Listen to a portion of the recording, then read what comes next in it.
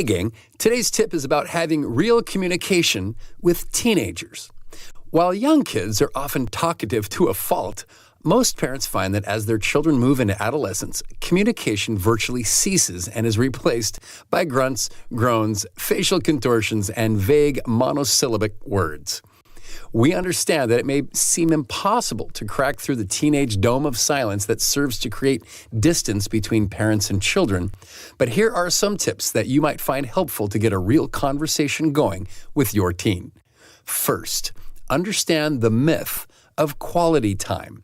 Not too long ago, somebody decided to differentiate between mere time spent with a family and something called, quote, quality time, close quote. Or in other words, time where deep, meaningful conversations and bonding comes into play. We suspect it was created to help non-custodial parents feel better about the limited time they actually spend with their kids. Of course, these situations where real communication takes place are wonderful, but the reality is no one can simply design or demand quality time with their children. The fact is that most quality time simply appears during vast amounts of quantity time. Having kids hanging around undistracted is generally where these moments pop up, where your child may come out with a question such as, "Dad, what was the hardest part about becoming a parent?" or some other equally deep inquiry. So, to get to those sweet spots, it is essential to lose the competition. Today's teens have far more competing for their attention than ever before, and smart parents both understand this and implement actions to refocus their family towards meaningful communication. Competition against family time is found in screens of all sorts, friends, sports, and of course, earbuds.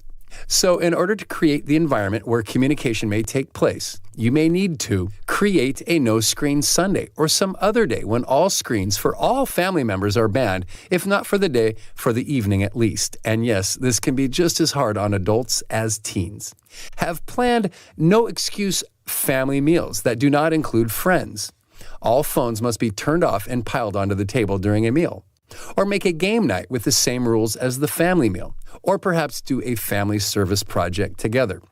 Now, launched without warning, teens may rear up in rebellion.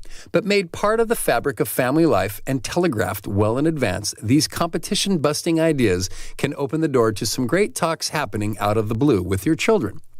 Another way to communicate with teens is simply to ask questions about the things in their world in a genuine, inquisitive way without sliding into judgment or criticism. For example, if your son is a gamer, ask questions about the gaming world. What is the best game on the market, and what makes it that way? How do you advance in the game? What controls are available for characters, and so on. Many teens may rightfully think that their parents consider gaming a waste of time, which of course it can be. But when a parent expresses non-judgmental interest in an area important to a teen, they often open the door of communication themselves. It is natural for teens to clam up and not be the charming, inquisitive kid they once were. But deep inside, every teen does want the connection with their parents that good communication offers, and smart parenting can offer a natural place for that to come to the surface. So as usual, stay calm and stay consistent.